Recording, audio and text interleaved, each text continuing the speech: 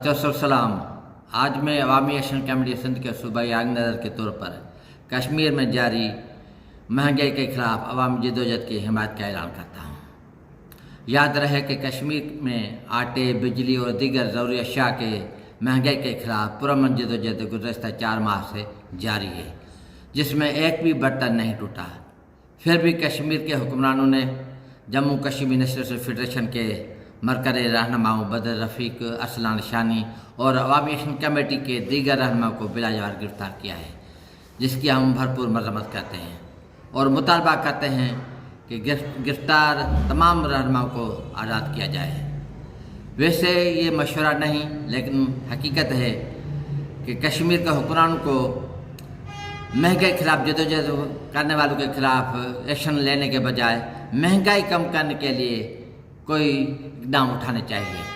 जब तक कि महंगाई कम नहीं होगी, ये जदोजहद न सिर्फ कश्मीर में मगर पूरे पाकिस्तान में फैल जाएगी और ये महंगाई कम करने तक ही जारी रहेगी।